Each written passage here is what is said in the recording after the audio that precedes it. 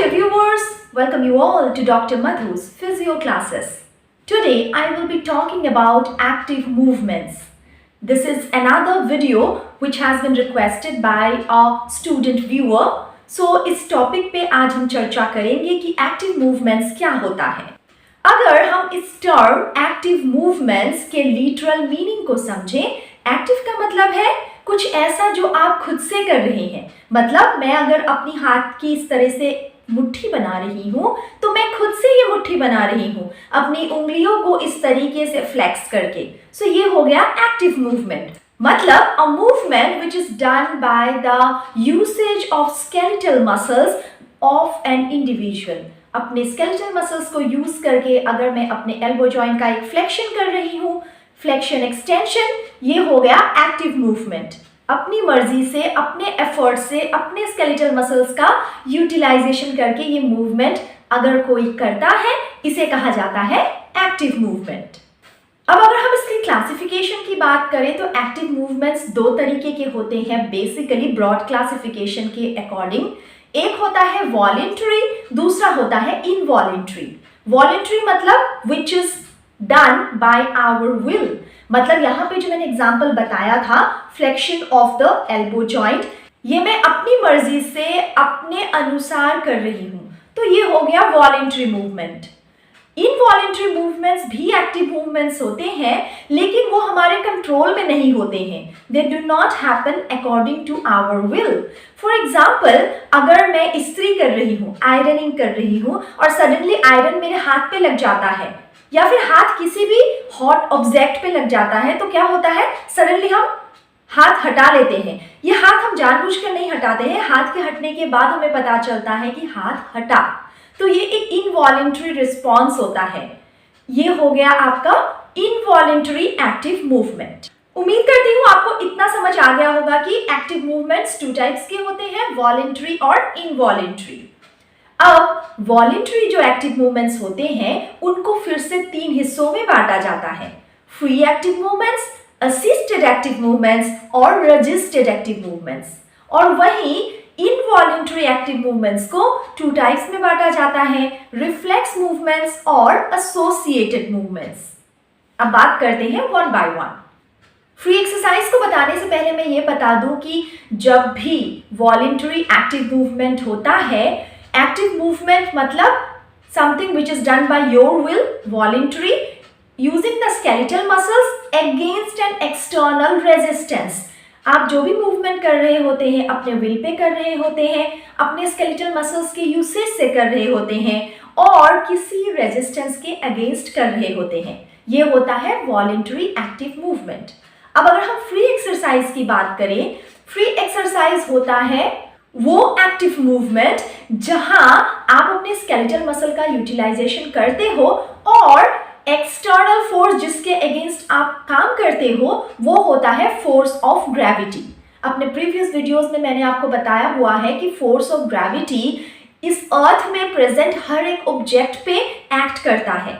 सो इसी तरह फिर से हम वही सेम एग्जांपल से समझते हैं। जब मैं अपने एल्बो का फ्लेक्शन कर रही हूँ इस तरीके से, ये मैं अपने विल में कर रही हूँ, अपने बाइसेप्स मसल की यूटिलाइजेशन से कर रही हूँ और against the force of gravity कर रही हूँ। सो ये हो गया एक फ्री एक्सरसाइज। इसी तरीके से आप कोई भी मूवमेंट करें अपने विभिन्न जॉइंट्स के, वो हो जाएंगे free movements against the force of gravity.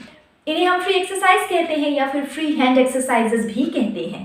अब बात करते हैं about the next type, that is assisted exercise. Same example के थ्रू हम इसे समझेंगे। अब जब मैं फ्लेक्शन कर रही थी एल्बो जॉइंट की, बाइसेप्स में एनफ पावर था, इसीलिए फोर्स ऑफ ग्रेविटी के अगेंस्ट ये मूवमेंट हो पाया। अगर मेरे बाइसेप्स मसल में एनफ स्ट्रेंथ नहीं है, उस केस में क्या होगा, मैं अपने एल्बो जॉइंट की फ्लेक्शन नहीं कर पाऊंगी against the force of gravity, क्योंकि फोर्स ऑफ ग्रेविटी क्या कर रहा है, मेरे हाथ को नीचे की ओर खींच रहा है। Force of gravity always pulls an object towards the centre of the earth. ये मैंने आपको प्रीवियस वीडियो में बताया हुआ है, अगर आपने नहीं देखा हो तो उन बेसिक्स को एक बार देखिए। तो यहाँ पे अगर बाइसेप्स का मसल पावर सही नहीं हुआ तो ये एल्बो फ्लेक्शन नहीं होगा। ऐसे में मैं क्या कर सकती हूँ, अपने दूसरे हाथ की मदद से एक असिस्टेंस प्रोवाइड करके बाइसेप्स को हेल्प कर सकती हूँ ताकि ये एल्बो फ्लेक्शन करवा पाए।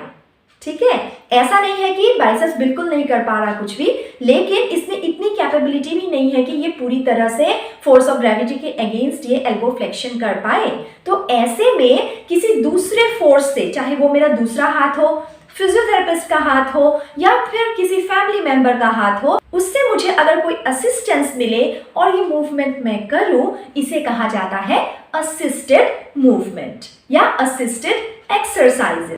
So I guess now you have understood that whenever the power of a muscle is inadequate or there is not enough coordination between different groups of muscle to overcome the resistance of the force of gravity, at that time an external force is required, an external assistance is required for performing a particular movement. So these kind of exercises are known as assisted exercises. And the external force whichever is utilized will be always in the direction of the pull of the muscle.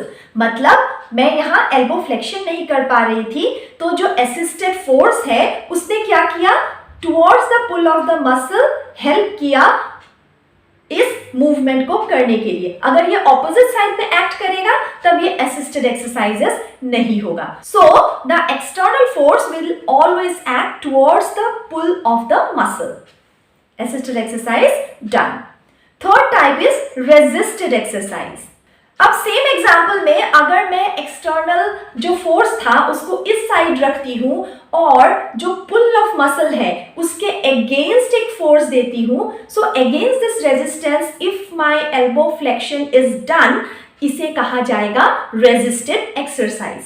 जब muscle की power हमें बढ़ानी है, muscle के strength को increase करना है, उस वक्त हम रेजिस्टेड एक्सरसाइजेस अपने पेशेंट्स को देते हैं। यहाँ पे क्या होता है, एक एक्सटर्नल फोर्स हम अप्लाई करते हैं in the opposite direction of the pull of muscle. मतलब पुल ऑफ मसल इस साइड है तो जो एक्स्ट्रा रेजिस्टेंस या एक्सटर्नल रेजिस्टेंस लगेगा वो उस साइड काम करेगा।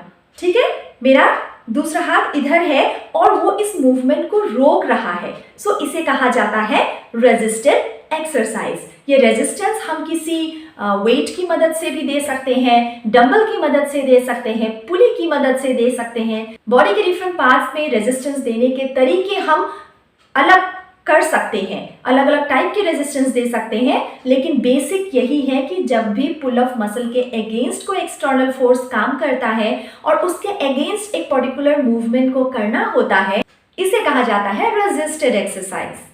तो ये बात हो गई वॉलेंटरी एक्टिव मूवमेंट्स की। अब बात करते हैं अबाउट इनवॉलेंटरी एक्टिव मूवमेंट्स।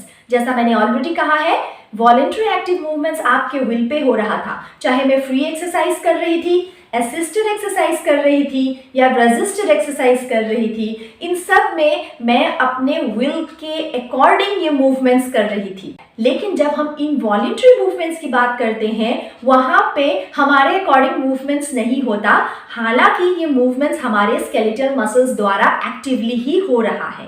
ठीक है, तो यहाँ पे पहला आता है आपका रिफ्लेक्स मूवमेंट्स या रिफ्लेक्स एक्टिविटी। रिफ्लेक्स मूवमेंट्स या रिफ्लेक्स रिस्पॉन्स हमेशा किसी सेंसरी स्टिमुलेशन की वजह से होता है और ये नेचर में या कैरेक्टर में एक प्रोटेक्टिव रिस्पॉन्स होते हैं।